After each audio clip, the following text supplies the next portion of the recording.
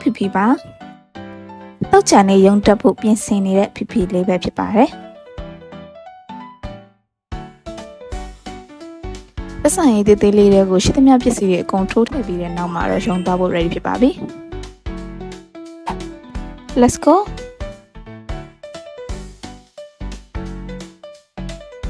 fingerprint နှိပ်ပြီးတော့ပတ်စံထုတ်စီရလေးရှိလို့ CV ဘန်ရသွားပါတယ်ပြီးတော့ရုံးပြန်ရောက်လာပြီးတော့ဆက်ဖွင့်ကျုပ်ပြုတ်ခွာပြီးတော့မနက်စာရင်စားလိုက်ပါတယ်ကျုပ်ပြုတ်နှလုံးကိုစားနဲ့ရောပြီးမှွေလိုက်ပါတယ်ဘလို့ရိုက်လိုက်တိုင်းမနက်စာကိုကျုပ်ပြုတ်စားရနဲ့ပဲတူးတာတော့မတက်နိုင်ဘူးပေါ့နော်မှန်တော့တခြားနေ့တွေမှာတခြားမုတ်လေးတွေတော့စားဖြစ်ပါတယ်တောက်ချာနေ့တွေမှာဆိုလို့ရှိရင်လှုပ်ရှားအလုပ်လေးတွေကနည်းနည်းတော့များတတ်ပါတယ်ကျုပ်ပြုတ်လေးစားပြီးအလုပ်လုပ်ရင်းနဲ့တဖြည်းဖြည်းနဲ့နေ့လည်စာစားချိန်ကိုရောက်လာခဲ့ပါတယ်နေ့လည်စာမစားခင်လက်စားတက်စရာရှိရလေးတခါတည်းလက်စားတက်နေပါတယ်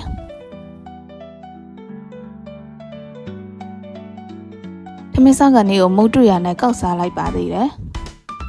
ပြီးတော့နေ့လည်စာကိုကိုရိုင်းချက်ထားတဲ့ငါ6ခရမ်းချင်းလေးဟင်းလေးနဲ့စားလိုက်ပါတယ်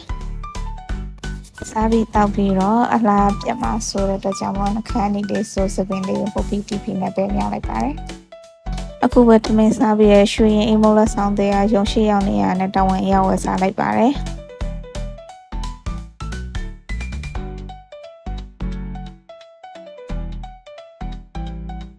မလက်ဆောင်စားပြီးတော့ဘာဖြစ်တဲ့ညာဖြစ်တဲ့ဆိုပြီးတော့မတက်လေးရက်ပြီးလေးခဏထားပုတ်ပါတယ်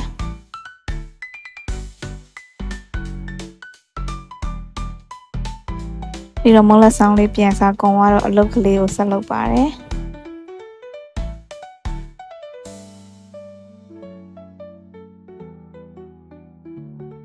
မတော်မတရားတွေစားပြီးတောက်ပြီးတကားလာအီးစိမ့်ပြီးတော့တန်းလာပါတယ်အလုံးလုံးနေရဆိုတော့လဲတန်းခွင့်ပဲရှိတယ်ငန်းခွင့်တော့မရှိပါဘူးအဲ့ဒါနဲ့အလုပ်လေးကိုပဲတင်ချုံပြီးဆက်လုပ်လိုက်ပါတယ်အချင်းနေမိမလည်းငါလှသေးလားချက်စစ်စီလိုက်ပါတယ်ညနေခင်းလေးကိုတက်တက်ကြွကြွနဲ့အလုပ်ဆက်လုပ်လိုက်ပါတယ်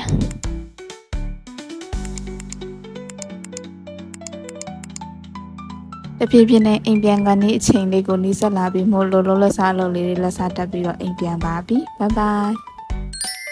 အဆုံးထိပ်ကြည့်ပြီးလို့ကျေးဇူးပါ